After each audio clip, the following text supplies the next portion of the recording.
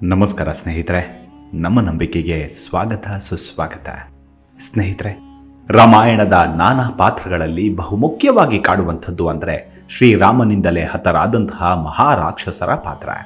ರಾಮ ಕೇವಲ ಕೆಲವು ಮಂದಿಯನ್ನ ಮಾತ್ರ ವಧಿಸಿದ. ಅಂಥವರಲ್ಲಿ ಮೊಟ್ಟ ಮೊದಲು ಸಂಹರಿಸಿದ್ದು ತಾಟಕಿಯನ್ನೇ. ಅಷ್ಟಕ್ಕೂ ತಾಟಕಿ ಯಾರು? ಆಕೆಗೆ ಅಷ್ಟೊಂದು ಶಕ್ತಿ ಇತ್ತ?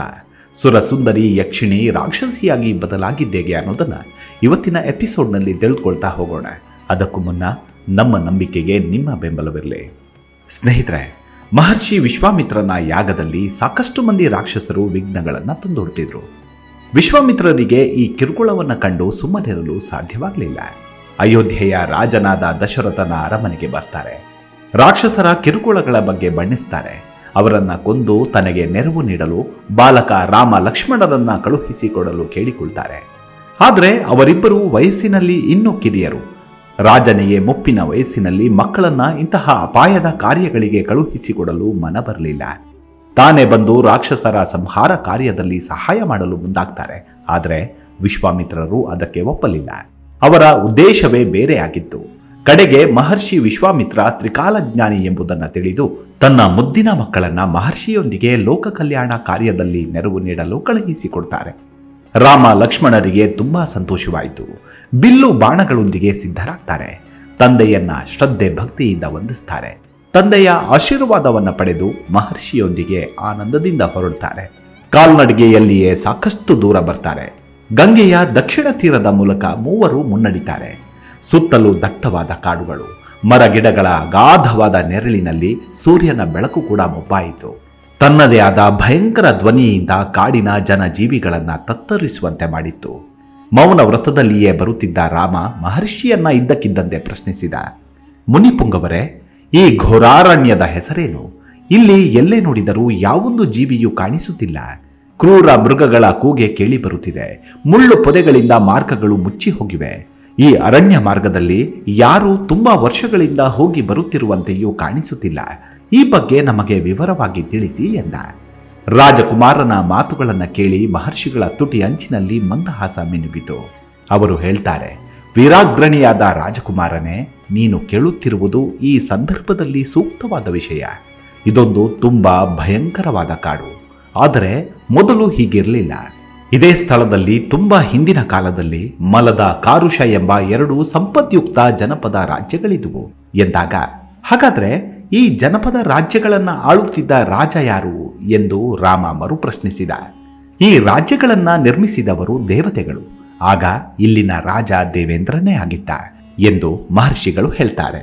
ಮಹರ್ಷಿಯ ಮಾತನ್ನ ಕೇಳಿ ಇಬ್ಬರು ಹಾಗೆಯೇ ಕುತೂಹಲ ದೃಷ್ಟಿಯಿಂದ ನೋಡತೊಡಗುತ್ತಾರೆ. ಅವರ ಕುತೂಹಲದ ಕಾರಣವನ್ನು ಅರಿತ ಮಹರ್ಷಿ ಹೀಗೆ ಹೇಳ್ತಾರೆ. ಕುಮಾರರೇ, ನೀವೇನು ಯೋಚಿಸುತ್ತಿರುವಿರಿ ಎಂಬುದು ನನಗೆ ಗೊತ್ತು. ದೇವಲೋಕವನ್ನ ಆಳುತ್ತಿದ್ದ ದೇವೇಂದ್ರ ಈ ಭೂಲೋಕಕ್ಕೆ ಏಕೆ ಬಂದ ಎಂಬ ಕುತೂಹಲ ನಿಮ್ಮ ಮನಸ್ಸಿನಲ್ಲಿ ಹೆಚ್ಚಾಗುತ್ತಿದೆ ಅಲ್ಲವಾ ಎಂದಾಗ, ಹೌದೆನ್ನುವಂತೆ ತಲೆ ಆಡಿಸುತ್ತಾ ಇಬ್ಬರು ಮಹರ್ಷಿಯ ಕಡೆಗೆ ನೋಡ್ತಾರೆ. ಮಹರ್ಷಿ ಮುಂದೆ ಮುಂದೆ ನಡೆಯುತ್ತಾ ಹೀಗೆ ಹೇಳ್ತಾರೆ. ರಾಮ, ಈ ಘಟನೆ ನಡೆದು ತುಂಬಾ ವರ್ಷಗಳೇ ಆಗಿ ಹೋಗಿವೆ. ಇಲ್ಲಿ ಹಿಂದೆ ವೃತ್ರಾಸುರ ಎಂಬ ರಾಕ್ಷಸನಿದ್ದ. ದೇವೇಂದ್ರ ಅವನನ್ನ ಸಂಹಾರ ಮಾಡಿದ. ಈ ಪಾಪದ ಕಾರಣ ಇಂದ್ರನ ಮುಖ ಕಾಂತಿ ಕೆಟ್ಟಿತು. ಅವನು ದೇವತೆ ಆಗಿದ್ದರೂ ಕೂಡ ಹಸಿವು, ಬಾಯಾರಿಕೆ ಅವನನ್ನ ಬಾಧಿಸತೊಡಗಿತು. ತುಂಬಾ ಮಾನಸಿಕ ದುಃಖದಿಂದ ಪರಿತಪಿಸತೊಡಗಿದ. ಮಹರ್ಷಿಗಳೆಲ್ಲರೂ ಅವನ ದುಃಖವನ್ನ ದೂರ ಮಾಡಲು ಭೂಲೋಕಕ್ಕೆ ಕರೆತಂದರು. ಯಾಗ ಮಾಡಿಸಿದ್ರು. ಪವಿತ್ರ ನದಿಗಳಲ್ಲಿ ಸ್ನಾನ ಮಾಡಿಸಿದ್ರು. ಇದರಿಂದ ಅವನ ಪಾಪ ನಿವಾರಣೆಯಾಯಿತು. ಈ ಸಂತೋಷದಲ್ಲಿಯೇ ಇಂದ್ರ ಇಲ್ಲಿ 2 ಜನಪದ ರಾಜ್ಯಗಳನ್ನು ನಿರ್ಮಿಸಿದ. ಇಲ್ಲಿನ ನಿವಾಸಿಗಳು ದೇವೇಂದ್ರನ ಕೃಪೆಯಿಂದ ಕ್ಷಾಮ ಡಾಮರಗಳ ಭಯವಿಲ್ಲದೆ ಸುಖವಾಗಿದ್ರು ಎಂದಾಗ, ಹಾಗಾದ್ರೆ ಇಷ್ಟೊಂದು ಸುಖಿ ರಾಜ್ಯ ಹೀಗೇಕೆ ಬದಲಾಯಿತು ಎಂದು ರಾಮ ಜಿಜ್ಞಾಸೆಯೊಂದಿಗೆ ಪ್ರಶ್ನಿಸಿದ.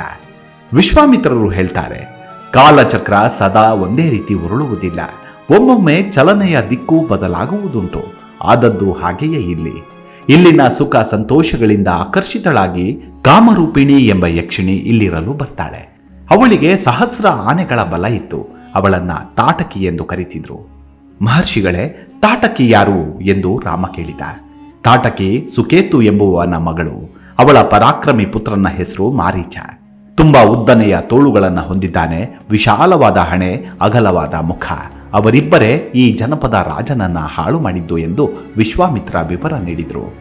ಅದೇ ವೇಳೆಗೆ ಸಿಂಹ ಗರ್ಜನೆಯಂತಹ ಭಯಂಕರವಾದ ಕೂಗು ಕೇಳಿಸಿತು. ರಾಮ ಹೇಳಿದ, ಯಾವುದೋ ಸಿಂಹ ಈ ಕಡೆಯೇ ಬರುತ್ತಿರುವ ಹಾಗಿದೆ ಎಂದಾಗ ಲಕ್ಷ್ಮಣ ಬಾಣವನ್ನ ಬಿಲ್ಲಿಗೆ ಹೂಡುತ್ತಿದ್ದಂತೆ ಮಹರ್ಷಿಗಳು ಹೇಳ್ತಾರೆ, ಇದು ಸಿಂಹದ ಗರ್ಜನೆಯಲ್ಲ, ಇಲ್ಲಿಂದ ಸ್ವಲ್ಪ ದೂರದಲ್ಲಿ ತಾಟಕ ಮಾರ್ಗ ಮಧ್ಯದಲ್ಲಿ ಕಾಯುತ್ತಾ ಕುಳಿತಿದ್ದಾಳೆ. ಬಹುಶಃ ನಾವು ಬಂದಿರುವ ಸುಳಿವು ಅವಳಿಗೆ ಸಿಕ್ಕಿರಬಹುದು. ನಮ್ಮನ್ನ ಭಯಪಡಿಸಲು ಆ ರೀತಿ ಗರ್ಜಿಸುತ್ತಿದ್ದಾಳೆ ಎಂದು ರಾಮ ಮಹರ್ಷಿಯ ಕಡೆಯೇ ನೋಡುತ್ತಾ ಕೇಳಿದ. ಕ್ಷಮಿಸಿ ಮಹರ್ಷಿಗಳೇ, ಯಕ್ಷರು ಮಾಯಾವಿಗಳೆಂದು ನಾವು ಕೇಳಿದ್ದೇವೆ. ಅವರಲ್ಲಿ ಬಾಹುಬಲಕ್ಕಿಂತಲೂ ಮಾಯೆಯ ಬಲವೇ ಹೆಚ್ಚು. ಹೀಗಿರುವಾಗ ಯಕ್ಷಿಣಿಯಾಗಿದ್ದು ತಾಟಕಿ ರಾಕ್ಷಸಿ ಹೇಗಾದಳು ಎಂದು ಕೇಳಿದ. ವಿಶ್ವಾಮಿತ್ರರು ಕೊಂಚ ಕಾಲ ಯೋಚನೆಯಲ್ಲಿ ಮುಳುಗಿ ಹೇಳಿದರು, ನಿನ್ನ ಯೋಚನೆ ಸರಿ ರಾಮ. ಅವಳ ವಧೆ ಮಾಡುವ ಮುನ್ನ ಅವಳ ಪೂರ್ವ ವಿಚಾರವನ್ನು ಕೂಲಂಕುಷವಾಗಿ ತಿಳಿಯುವುದು ಅಗತ್ಯ. ಆಕೆ ಯಕ್ಷಿಣಿಯೇ ಆದರೂ ಬ್ರಹ್ಮನ ವರಬಲದಿಂದ ಬಲವತಿಯಾದಳು. ಅವಳ ತಂದೆ ಮಹಾತಪಸ್ವಿ. ತಪಸ್ಸಿನ ಬಲದಿಂದ ಬ್ರಹ್ಮನನ್ನ ಪ್ರಸನ್ನಗೊಳಿಸಿದ. ಬ್ರಹ್ಮನು ವರ ನೀಡುತ್ತಾ ಹೇಳಿದ, ನಿನಗೊಬ್ಬ ಸುಂದರ ಕನ್ಯೆ ಜನಿಸ್ತಾಳೆ, ಆಕೆ ತುಂಬಾ ಬಲಶಾಲಿಯೂ ಆಗುತ್ತಾಳೆ ಎಂದು. ಹೀಗೆ ತಾಟಕಿ ದೊಡ್ಡವಳಾದ ನಂತರ ಅವಳ ತಂದೆ ಜಂಬು ಎಂಬುವವನ ಮಗನಾದ ಸುಂದನಿಗೆ ಕೊಟ್ಟು ಮದುವೆ ಮಾಡಿದ. ಇವರಿಬ್ಬರ ಮಗನೇ ಮಾರೀಚ. ಮೊದಲು ತಾಯಿ ಮಗ ರಾಕ್ಷಸರಾಗಿರಲಿಲ್ಲ. ರಾಕ್ಷಸರಾದಂತೆ ಇವರ ಸುಂದರ ರೂಪ ವಿಕೃತಗೊಳ್ಳುತ್ತೆ. ಇವರು ಭಯಂಕರ ಆಕ್ರಮಣಕಾರರೂ ಆದರು ಎಂದಾಗ ಮಹರ್ಷಿಯ ಮಾತಿನಿಂದ ರಾಮನ ಕುತೂಹಲ ಮತ್ತಷ್ಟು ಕೆರಳಿತು. ಅದು ಸರಿ, ಅವರು ರಾಕ್ಷಸರಾದದ್ದು ಹೇಗೆ ಎಂದಾಗ ಮಹರ್ಷಿ ಕಮಂಡಲದ ನೀರಿನಿಂದ ನೆಲವನ್ನ ಚುಮುಕಿಸಿದ. ದಣಿವಾರಿಸಿಕೊಳ್ಳಲು ಕುಳಿತ ರಾಮ ಲಕ್ಷ್ಮಣರಿಗೂ ಕೂತುಕೊಳ್ಳಲು ಹೇಳ್ತಾರೆ. ಕುಮಾರರಿಗೆ ರಾಕ್ಷಸರಾದುದರ ಕತೆ ಹೇಳತೊಡಗ್ತಾರೆ. ಹಿಂದೆ ಇಲ್ಲಿಯೇ ಅಗಸ್ತ್ಯ ಮುನಿಯ ಆಶ್ರಮವಿತ್ತು. ತಾಟಕಿ ಗಂಡ ಗರ್ವದಿಂದ ಅಗಸ್ತ್ಯ ಮುನಿಯನ್ನ ಕಾರಣವಿಲ್ಲದೆ ಅವಮಾನಗೊಳಿಸಿದ. ಕೋಪಗೊಂಡ ಮುನಿ ಅವನನ್ನ ತನ್ನ ತಪೋಬಲದಿಂದ ಭಸ್ಮಗೊಳಿಸಿದ. ಪತಿಯ ಮೃತ್ಯುವನ್ನ ಕಂಡು ತಾಟಕಿಗೆ ತುಂಬಾ ಕೋಪ ಬಂತು. ಸೇಡಿನ ಭಾವನೆಯಿಂದ ತಾಯಿ ಮಗ ಇಬ್ಬರು ಮುನಿಯ ಮೇಲೆ ಎರಗಲು ಮುಂದಾದರು. ಅಗಸ್ತ್ಯ ಮಾರೀಚನನ್ನ ಹೋಗು, ನೀನು ರಾಕ್ಷಸನಾಗಿ ಹೋಗು ಎಂದು ಶಪಿಸ್ತಾರೆ ಎಂದಾಗ ಕೂಡಲೇ ಕುತೂಹಲ ಹೆಚ್ಚಿ ತಾಟಕಿಗೆ ಅಗಸ್ತ್ಯರು ಏನು ಹೇಳಿದ್ರು ಎಂದು ಲಕ್ಷ್ಮಣ ಹೆದೆ ಏರಿಸಿದ ಬಿಲ್ಲನ್ನ ಹಾಗೆಯೇ ಹಿಡಿದು ಕೇಳಿದ. ಅಗಸ್ತ್ಯರು ತಾಟಕಿಗೆ ಹೇಳ್ತಾರೆ, ಇಂದಿನಿಂದ ನಿನ್ನ ರೂಪ ಕುರೂಪಗಳಲ್ಲಿ ನಿನ್ನ ಹಸಿವನ್ನ ನಿವಾರಿಸಿಕೊಳ್ಳಲು ಕಾಡು ಮೇಡುಗಳಲ್ಲಿ ಅಲಿಯುತ್ತಿರು ಎಂದು ಬಿಟ್ರು. ಹೀಗೆ ತಾಯಿ ಮಗ ಇಬ್ಬರು ರಾಕ್ಷಸ ಯೋನಿಯನ್ನ ಪಡಿತಾರೆ. ಇಬ್ಬರೂ ಮೊದಲೇ ಬಲಶಾಲಿಗಳಾಗಿದ್ದವರು ರಾಕ್ಷಸರಾಗುತ್ತಲೇ ಇಲ್ಲದ ತೊಂದರೆಗಳನ್ನ ಜನರಿಗೆ ಕೊಡತೊಡಗಿದ್ರು. ಅಗಸ್ತ್ಯರ ಆಶ್ರಮವನ್ನ ಧ್ವಂಸಗೊಳಿಸಿದರು. ಕ್ರಮೇಣವಾಗಿ ಜನಪದ ರಾಜ್ಯವನ್ನೇ ಧ್ವಂಸಗೊಳಿಸಿದರು ಎನ್ನುತ್ತಾರೆ. ಹಾಗಿದ್ದಲ್ಲಿ ಈ ಅತ್ಯಾಚಾರಿಗಳಿಗೆ ಕ್ಷಮೆ ಇಲ್ಲವಾ? ವಧಿಸಲು ಇವರು ಅರ್ಹವೇ ಸರಿ. ಹೀಗಿದ್ದು ಇವರನ್ನ ಸಂಹರಿಸುವ ಸಾಮರ್ಥ್ಯವುಳ್ಳ ಕ್ಷತ್ರಿಯರೇ ಹುಟ್ಟಲಿಲ್ಲವಾ ಎಂದು ರಾಮ ಪೌರುಷದಿಂದ ಹುಬ್ಬು ಗಂಟಿಡುತ್ತಾ ಕೇಳಿದ. ಆಗ ವಿಶ್ವಾಮಿತ್ರರು ಹೇಳ್ತಾರೆ, ರಘುನಂದನ, ಆ ಕಾರ್ಯ ನಿನ್ನಿಂದ ಹೊರತು ಬೇರೆ ಯಾರಿಂದಲೂ ಸಾಧ್ಯವಿಲ್ಲ. ಸಿಂಹಿಣಿಯಂತೆ ಗರ್ಜಿಸುತ್ತಿರುವ ಆ ತಾಟಕಿಯನ್ನ ವಧಿಸಿ ಮತ್ತೆ ಜನಪದ ರಾಜ್ಯಗಳನ್ನ ಸೃಷ್ಟಿಸು, ಎದ್ದೇಳು ಎಂದಾಗ ರಾಮ ಎದ್ದು ಮಹರ್ಷಿಯನ್ನ ಶ್ರದ್ಧೆ ಭಕ್ತಿಯಿಂದ ವಂದಿಸಿ ಧನಸ್ಸನ್ನ ಕೈಗೆ ತೆಗೆದುಕೊಂಡ. ಬಾಣವನ್ನ ಹೂಡಿದ. ತಾಟಕಿ ಕೂಡ ಅದೇ ವೇಳೆಗೆ ರಭಸದಿಂದ ಇವರತ್ತ ನುಗ್ಗಿ ಬಂದಳು. ರಾಮ ಲಕ್ಷ್ಮಣರ ಸಮ್ಮುಖದಲ್ಲಿ ಆವೇಶದಿಂದ ನಿಂತಳು. ಅವಳ ವಿಕಾರ ಹಾಗೂ ಕುರೂಪವನ್ನು ಕಂಡು ಅಣ್ಣ ತಮ್ಮಂದಿರಿಬ್ಬರು ಮೊದಲು ಆಶ್ಚರ್ಯಗೊಳ್ತಾರೆ. ಇಂತಹ ವಿಶಾಲಕಾಯದ ಆಕೃತಿಯನ್ನ ಅವರು ಇದುವರೆಗೂ ಎಲ್ಲೂ ಕಂಡಿರಲಿಲ್ಲ. ಯಾರು ನೀವು? ಇಲ್ಲಿಗೇಕೆ ಬಂದಿರಿ ಎಂದು ನಗುತ್ತಾ ತಾಟಕಿ ಅವರನ್ನ ಹಿಡಿದುಕೊಳ್ಳಲು ಧಾವಿಸ್ತಾಳೆ. ರಾಮ ಒಂದು ಹರಿತವಾದ ಬಾಣವನ್ನ ಅವಳ ಹಣೆಗೆ ಗುರಿ ಇಟ್ಟು ಹೊಡೆದ. ಹಣೆಯಿಂದ ರಕ್ತಧಾರೆ ಚಿಮ್ಮಿತು. ತಾಟಕಿ ಈಗಂತೂ ಮಿತಿ ಮೀರಿದ ಕೋಪದಿಂದ ಹುಚ್ಚಳಂತಲ್ಲು. ಅವಳು ಗರ್ಜಿಸುತ್ತಾ ದೊಡ್ಡ ದೊಡ್ಡ ಕಲ್ಲು ಗುಂಡುಗಳನ್ನೇ ಎತ್ತೆತ್ತಿ ಎಸೆಯತೊಡಗಿದ್ದಳು. ಅವಳ ರೂಪವನ್ನ ಕಂಡು ರಾಮ ಕನಲಿದ. ಬಾಣಗಳಿಂದ ಅವಳ 2 ಬಾಹುಗಳನ್ನೇ ಕತ್ತರಿಸಿ ಹಾಕಿದ. ತಾಟಕಿ ಕಿರುಚುತ್ತಾ ಮುಖ ತಿರುಗಿಸಿಕೊಂಡು ದಾರಿ ತಪ್ಪಿದವಳಂತೆ ಆಲಾಪಿಸುತ್ತಾ ಅಲೆದಾಡತೊಡಗುತ್ತಾಳೆ. ರಾಮ, ಈಗಲೇ ಇವಳನ್ನ ಮುಗಿಸಿಬಿಡು. ತನ್ನ ಮಾಯೆಯ ಶಕ್ತಿಯಿಂದ ಬೇರಾವುದಾದರೂ ರೂಪ ಧರಿಸದಿರಲು ಸಂಜೆ ಸಮೀಪಿಸುತ್ತಿದೆ. ರಾತ್ರಿ ಆಗುತ್ತಿದ್ದಂತೆ ರಾಕ್ಷಸ ಶಕ್ತಿ ಇನ್ನಷ್ಟು ಹೆಚ್ಚುವುದು. ಆನಂತರ ಅವರನ್ನ ಕೊಲ್ಲಲು ಸಾಧ್ಯವಾಗದು ಎಂದು ವಿಶ್ವಾಮಿತ್ರರು ಎಚ್ಚರಿಸುತ್ತಾರೆ. ರಾಮ ತಡ ಮಾಡಲಿಲ್ಲ. ಬಾಣಗಳ ಮಳೆಗರಿಯತೊಡಗಿದ. ತಾಟಕಿ ತನ್ನ ನಾಲಿಗೆಯಿಂದ ಬೆಂಕಿಯ ಉರಿಯನ್ನೇ ಹೊರ ಹಾಕುತ್ತಾ ರಾಮ ಲಕ್ಷ್ಮಣರ ಕಡೆ ಧಾವಿಸಿದ್ಲು. ಒಂದೇ ಬಾರಿಗೆ 11 ಬಾಣಗಳನ್ನ ಒಟ್ಟಿಗೆ ಪ್ರಯೋಗಿಸಿ ರಾಮನು ಅವಳನ್ನ ಕೊನೆಗಾಣಿಸಿದ. ದೊಪ್ಪನೆ ಅವಳು ನೆಲದ ಮೇಲೆ ಬಿದ್ದಾಗ ಭೂಮಿಯೇ ನಡುಗಿದಂತಾಯಿತು.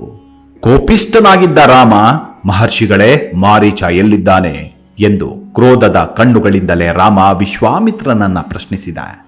ಆಗ ವಿಶ್ವಾಮಿತ್ರರು, ರಾಮ, ತಾಟಕಿಯ ವಧೆ ಮಾತ್ರ ಈಗ ನಮ್ಮ ಉದ್ದೇಶವಾಗಿತ್ತು. ಅದು ಕೈಗೂಡಿಯಾಯಿತು. ಅವನನ್ನ ಈಗಲೇ ಮುಗಿಸುವುದು ಬೇಡ. ಅದಕ್ಕೂ ಮೊದಲು ಹಾಳು ಬಿದ್ದಿರುವ ಈ ಜನಪದ ರಾಜ್ಯದಲ್ಲಿ ರಾಕ್ಷಸರು ಯಾರೊಬ್ಬರೂ ಇಲ್ಲದಂತೆ ಮಾಡು ಸಾಕು ಎಂದಾಗ ರಾಮನ ಕೋಪ ತಣಿಯಿತು. ತಮ್ಮ ಆಜ್ಞೆಯೇ ನನಗೆ ಅನುಗ್ರಹ ಎನ್ನುತ್ತಾ ಶಿರಬಾಗಿದ. ಅಷ್ಟರಲ್ಲಿ ದೇವಲೋಕದಿಂದ ದೇವೇಂದ್ರ ಬಂದ, ಮಹರ್ಷಿಯನ್ನು ವಂದಿಸಿದ. ಮಹತ್ ಕಾರ್ಯವನ್ನ ಸಾಧಿಸಿರುವ ರಾಮ ಲಕ್ಷ್ಮಣರನ್ನ ಹಾರೈಸಿದ. ವಿಶ್ವಾಮಿತ್ರನ ಬಳಿ ಇದ್ದ ಅಮೋಘ ಅಸ್ತ್ರಗಳನ್ನೆಲ್ಲ ರಾಜಕುಮಾರರಿಗೆ ಕೊಡಿಸಿದ. ರಾಜಕುಮಾರರ ಆನಂದಕ್ಕೆ ಪಾರವೇ ಇಲ್ಲದಂತಾಯಿತು. ವಿಚಾರವನ್ನು ತಿಳಿದ ಅಯೋಧ್ಯೆಯ ವೃದ್ಧ ರಾಜ ದಶರಥನಿಗೂ ಅಪಾರ ಸಂತೋಷವಾಯಿತು. ಹೀಗೆ ತಾಟಕಿಗೆ ಮೋಕ್ಷ ಕರುಣಿಸಿದ ರಾಮ. ಮುಂದಿನ ಎಪಿಸೋಡ್ನಲ್ಲಿ ಮತ್ತೊಂದು ಇಂಟ್ರೆಸ್ಟಿಂಗ್ ಕಥೆಯೊಂದಿಗೆ ಮತ್ತೆ ಭೇಟಿಯಾಗೋಣ. ಅಲ್ಲಿವರೆಗೂ ನಿಮ್ಮ ಆರೋಗ್ಯದ ಕಡೆ ಗಮನವಿರಲಿ. Take care. ನಮಸ್ಕಾರ.